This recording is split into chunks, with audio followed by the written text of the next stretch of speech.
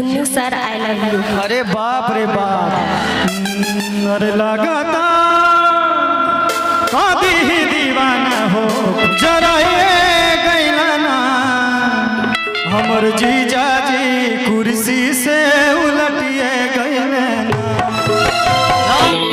ये जो आपके सामने में जो खड़ी हैं रश्मि जी, बहुत वायरल चल रही हैं आपके मोतिहारी जिला से भी बहुत सारे। ये खेसारी लाल जी की फैन है और अभी उन्हीं का गाना पे परफॉर्म करेंगे और आप सभी इन्हें अपना प्यारा आशीर्वाद दीजिए और ज़्यादा वायरल कराइए और भोजपुरी इंडस्ट्री तक पहुंचाइए। और चलिए गाना है और मोना जी माही जी आ जाइए आप लोग भी। और हमारे साथ उदय चंपारण न्यूज के हमारे भाई भी आए हैं, चंपारण उदय न्यूज। चलिए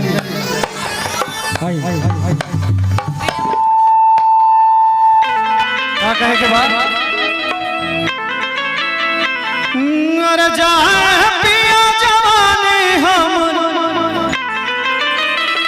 जरा ये गैलाना हमर जीजा जी कुर्सी से उलटिए गैलाना।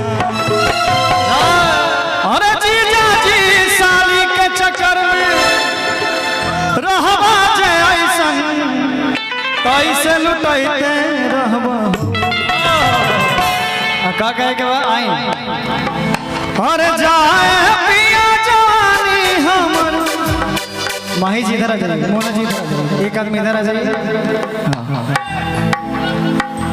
आइए 1 2 3 4।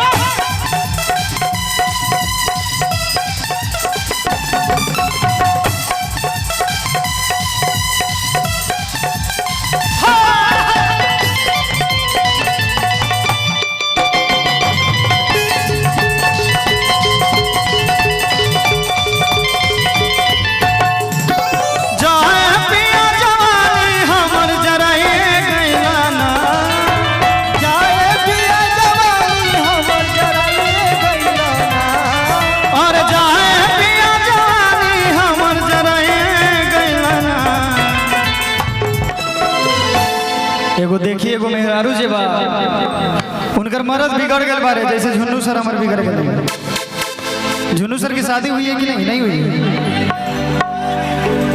अच्छा, इस लगन में हो जाएगी शादी। अगर झुन्नू सर की शादी होती है तो उनकी जो धर्म पत्नी आएंगी, बुरा नहीं मानिएगा, थोड़ा कलाकारी मिजाज में बता रहे हैं। तो ये क्या है कि बहुत रसिक मिजाज के आदमी है, बहुत दिलदार आदमी होते हैं और शादी के बाद भी लोग अफेयर करते हैं, इसमें कोई शक की बात नहीं है।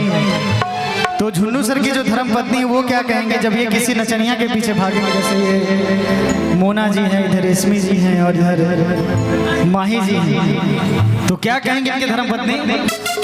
और जाए पिया जानी हमर जरा ये गैलाना, जाए पिया जानी हमर जरा ये गैलाना, और जाए पिया जानी हमर जरा ये गैलाना। एगो नचनिए कारण, एगो नचनिए कारण कनिया के, कनिया के भुलाइए रे गैलाना। नचनिए का कनिया के भुलाइए रे गैलाना। एगो नचनिए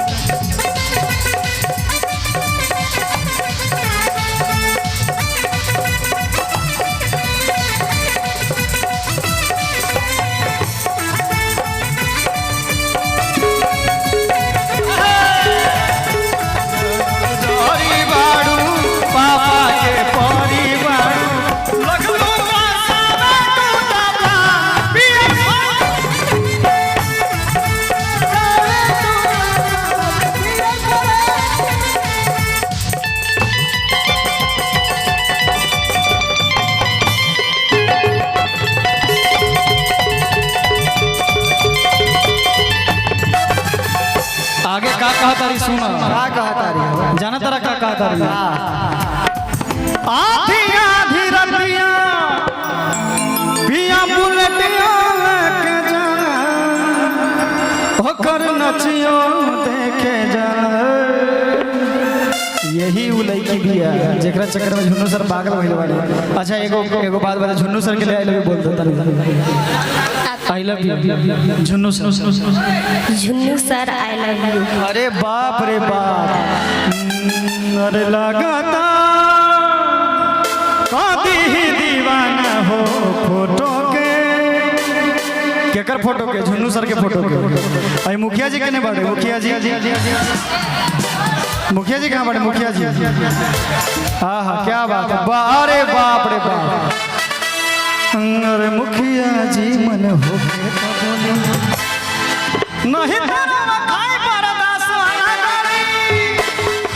का कहे के बा आधी आधी रतिया पिया मुनियो लेके जाला ओकर नचियो देखे जाला। आधी आधी रतिया पिया मुनियो लेके जाला ओकर नचियो देखे जाला। नाच के नशा में आंख रोटियो नहीं खाना, एगो रोटियो नहीं खाना। नाच के